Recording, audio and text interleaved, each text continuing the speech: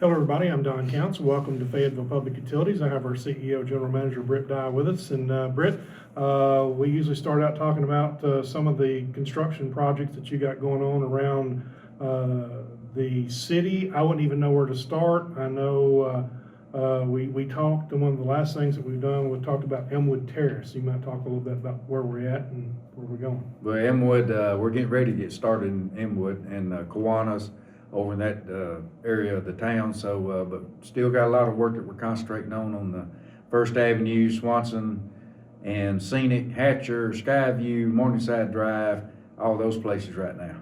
Overnight, we got some much needed rain, and with rain, we have washing, and so that's an issue as well. Yeah, the contractors are out this morning looking at all the ditches that has been dug to be sure that we still got plenty of gravel. There is some areas that has washed. When I came in this morning, I ride everywhere that we're working as far as inside the city limits to be sure, see what we do have, but it hadn't rained by the time I come in this morning, but now we do know that some of the ditches have washed. Yeah, we narrowed down to that was before 3 o'clock, thank you very much. So I thought, how did you get here before it started raining? Well, you get here that early. Yeah. But anyway, let's talk a little bit about what was going on in Timberlake, I think, and maybe Country Club and the fiber bill. Yeah, we're doing some underground boring and splicing now, so we're going to look at getting some test customers in some of these areas that we have ran the fiber to make sure that we're up and good and running like it needs to be, and the services are at the speed where they need to be. And the reason we started in that area because all that area would be built underground, is that correct? It's all underground in those areas that we mentioned with those subdivisions, and after we get those done, then we'll start looking and installing new fiber aerial, to follow in the power lines to overlash what is existing now with the old cable plant. When you think about fiber in general, even electric, most of that is above ground, but in this particular case, it's just the area in which it's in. Yes, usually, our rule is that we follow the power. If it's underground, we go underground. If it's overhead, we go overhead. Gotcha. All right. Continuing that process, that project in general, when you're talking about building fiber to the city, you're basically taking the old cable plant away, which was built what year? 1999. Okay. That's when we first started. So we're going to do away with that plant or build over that plant, then take it down? Yeah, we'll relash on most of it where we just add it to what's existing. That way it doesn't take up as much time, plus the expense is less. I'm not going to say some areas we won't have to take it down, but most areas we're going to be able to relash the fiber to what's existing. Good. So what kind of time frame are you expecting on that? Well, we don't know exactly because we're still waiting on some funding, but at the same time, it's going to take time because in town, it's takes a lot of work to get a lot of poles to attach and all those kinds of things, but it'll take quite some time. From the old technology to the new technology, this fiber is just so much better. I know the old technology, you're always talking about having to fine tune it or whatever you have to do to keep the old cable plant going. Well, with the old cable plant, with RF and those kind of signals that come in, gets interrupted, doesn't take much, and then, your system is aged. You're talking about since 1999, it needs replacing, and now's the time to get it done with fiber to the home. Yep, and that's going to be really good for the city. We talked about better internet speeds and basically a more stable plan, I guess. Yeah, that is correct. And, it's also going to take additional equipment to make it work inside the house. So, at this time, we're going to be giving the option to the customers. You can either rent a piece of equipment or you can buy the piece of equipment. Gotcha. Sounds good. All right, let's talk a little bit about 811. There's a lot of digging going on, it being spring and April Safe Digging Month, but in our mind, every month needs to be Safe Digging Month. Yes, every month. It's very expensive if you go dig without an 811 call. It will cost you because the fiber with AT&T, the fiber with FPU, and other providers out there is very, very expensive. So, if you dig into it without a locate, it's going to really be expensive for you to get it repaired. All right, let's talk a little bit about May is Electrical Safety Month. Talk a little bit about some of the key priorities. Well, safety in all of our departments is very, very, very valuable in how we do things. everybody going home the same way they came in. You know, you just have to be sure to move over law. That's part of the safety month issue, the 811. All of it is all looking at electric safety. I don't know how many years ago it was, but it's just a recent law that you have to move over in a construction zone. Yes, you have to move over, and if the law's anywhere around, if you don't move over, they will pull you over. Absolutely, and that's a really good thing because we have guys literally just a few inches away in many cases from people driving by, and there's so many distracted drivers out there, and it can be very dangerous. It is, and we found that out on Mulberry Avenue, but we also know that for sure in other locations that we have worked where, you know, folks are on the phone or doing something different and hit our road signs, hit our cones, and got within the, you know, just within a foot of some of the work we were doing in town of getting ran over.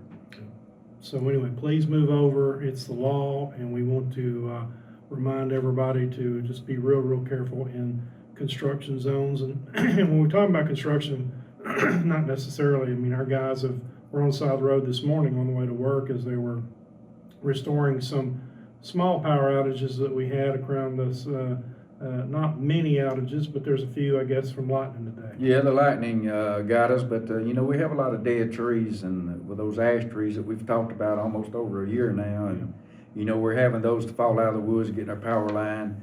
But lightning this morning got us pretty good, but nothing major was out today so far. Yeah, good. One thing that we've seen and you've dealt with over your career here is signs on utility poles. With it being election season, a lot of people want to just tack them up there on a pole, but it's not the right thing to do. No, it's very unsafe for guys that climb the poles, you know, and you know, a hook or something hit a nail or anything like that can make them fall. Even though we have fall protection now, but you can still fall and slap that pole pretty good, and you don't want to have something sticking out of the pole that doesn't need to be there. If a sign is on a pole, what do you tell your guys? Tear them down. Tear them down. So they don't try to climb around them, they tear them down. Not anymore. Okay, gotcha. Well, so there you are. So if you want to put a yard sale sign up or something, or a political sign, don't put it on a pole. It's the wrong thing to do, so that helps keep our crews safe. Well, people getting their swimming pools or hot tubs going, there's a lot of concerns, and we have to keep people safe in that area too. We have a state electrical inspector. You might talk about his role. Well, anytime that you know, you have something done as far as a new service or a bigger circuit like going to a swimming pool, it's got to pass state inspections just like a house does. When that pool's built, because you don't want something running out there for a long period of time, then we have to send letters to let you know you got to get everything inspected, and so it's not good. Just get them all inspected like you need to, and that way it's the safest thing for you as a customer, you know, to get all those inspections done to be sure you don't have a problem getting somebody hurt. Absolutely. You know, you can get somebody hurt if it's just not grounded correctly and those kinds of things. That is correct. One thing that we also talk about, even though we think about it during the winter, there still could be some power outages this spring, and you want to be careful with using generators as well. You might explain the generator safety in your layman's terms. Well, the generators are supposed to be hooked up a certain way, and you know, it can cause fatality on our side, especially when it backfeeds and it comes back through the transformer and puts 7,200 volts back on the line, or less or more. Just depends on what area of the county you're working. And you know, our guys, they do ground, but sometimes, you know, you can have something and anybody can be walking around with a down power line and backfeed, and somebody can get killed. Yeah, so you're saying if you put a generator in, you plug it in, and it goes to the meter, and not those send me back up, through the breaker box, then it goes to the meter, and then out to the pole, and can go down the road. You could feed your neighbors if you can. Absolutely. Yeah, and so that's not a good thing. So you have to be real careful. FPU hosts a lot of groups through here. Britt, we do tours different places. One, we had Leadership Lincoln here. That was the Leadership Lincoln class. I think they come each year during Business and Industry Day, I think. Yeah, we always enjoy Leadership Lincoln to come through, and you know, several folks had a lot of questions, and we was able to explain, you know, how FPU does the business for the community and what all we give back to the community. But yeah, they got a great class. All been great classes, and Carolyn does a good job with that, and we appreciate her bringing them through here. And speaking of her, the Chamber of Commerce Student Advisory Board visited here on April 16th, and they got a tour and did their graduation here, so we appreciate them coming. So we have a lot of other things going on this spring. I think Farm Safety Day we participate in, maybe some more, I don't remember. Yeah, we have Farm Safety Day coming up in May, and we do our demonstration trailer, which all the kids love to see that. And I believe we're also cooking for the kids as well. So, we do a lot of participation in all the schools, and we welcome the schools to just give us the opportunity to come out and teach safety. We'll be glad to do that. Yeah, you might explain to them, you had this safety trailer built in-house, exactly what it is and what the demonstration will consist of. Well, it demonstrates a three-phase line, and we energize it just like a three-phase line out there that we got built, and shows how things can happen if you get into a power line, if you don't pay attention in car wrecks, a conductor down on the ground, or what it could do, underground primary, what it could do. So it's very, very interesting, and the kids get excited when you get to see it. So we have the Washington Youth Tour short story writing contest. That's through the Tennessee Electric Cooperative Association. We have 3 students that's been named as winners for the 2026 contest. And I didn't practice these names, so we're going to have to. Here we go. Kara Hosmer, is that correct? Did I say it wrong? Okay, I did that right. Okay, so from Fayetteville High School. Aaliyah Billings, did I say that right? Okay, Aaliyah Billings from RCA, and Jocelyn Locke. I said that wrong. It's Jocelyn Locke. But anyway, she's from Lincoln County High School. Anyway, that's a good thing. We're going to get her photograph made pretty soon with you, Britt. And it's a program that's been around for a long time. And it's coming up in June where we'll be sponsoring a trip to Washington, D.C. for the young kids. Yeah, we always have a good group of kids that go to the Washington Youth Tour, and we're glad to have them. And they'll enjoy a lot, they'll see a lot, and they'll learn a lot. Absolutely. Memorial Day closing, we're going to be closed on May 25th. That's Monday. And if you have any outages, we have people here 24 hours a day, 7 days a week. We've talked about that before because we were on the radio this week talking about the storms coming up, and it was a pretty good storm overnight, but like you say, everything held up well, and we got some much needed rain. That's important. Yeah, I'm glad to see the rain, and we did need the rain, and with the outages that we experienced this morning wasn't too bad, but lightning, the way it was, it's going to cause outages, and wind blowing last night early, but I was surprised that the rain held off as long as it did, by the time I got in this morning, but we was prepared to go to work. All right, is there anything else before we go? Just got a lot going on. Just be patient with us. I know we got a mess inside the city, but we'll get it cleaned up. What we're doing takes a lot of time. We got to make sure it's right. We've talked about you being on the T-BOR. You might explain what that is and how often y'all meet and how you got appointed to that. Well, we try to meet about every other quarter or every quarter sometime, just based on what the business is going to be of how we do meet.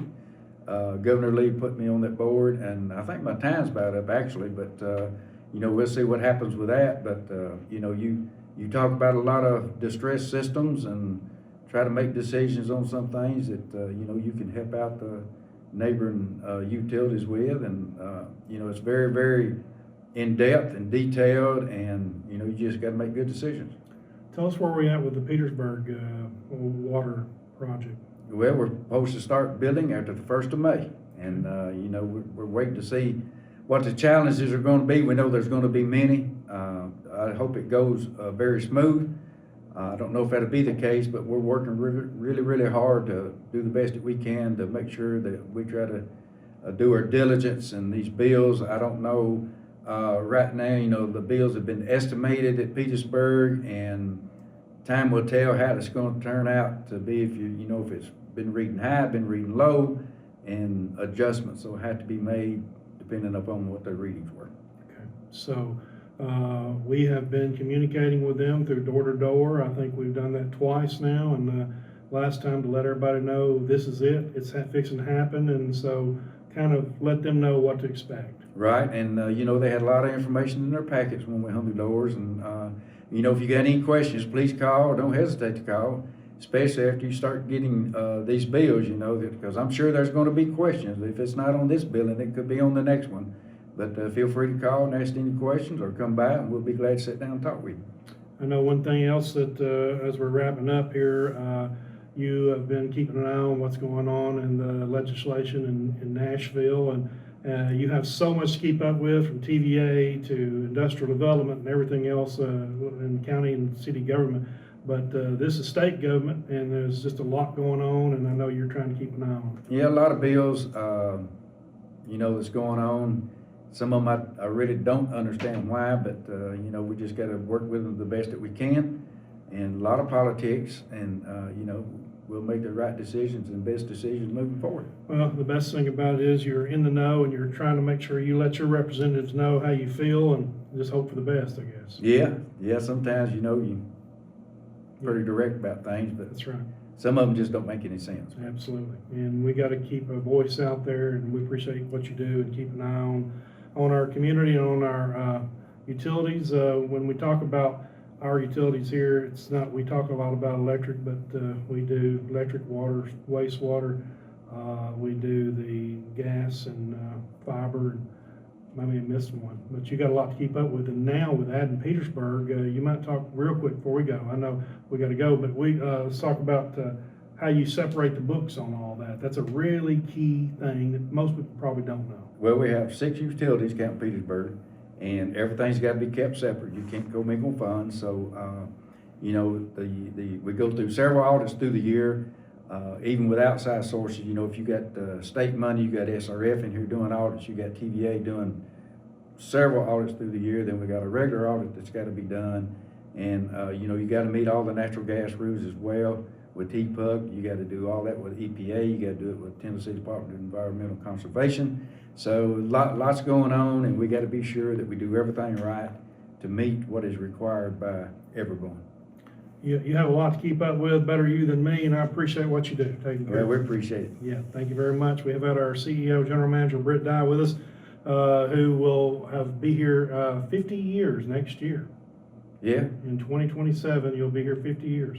There's probably not many people who's stayed in one job for 50 years, but we appreciate what you've done, and we will look forward to that celebration. Well, we got a lot of good employees. It makes it easier, and without a good team, you wouldn't be able to be successful. So we got a real good team. Thank you. Thank you very much. Britt Dye, CEO, General Manager on Fayetteville Public Utilities, and we will see you back here next month for another edition of the CEO Update.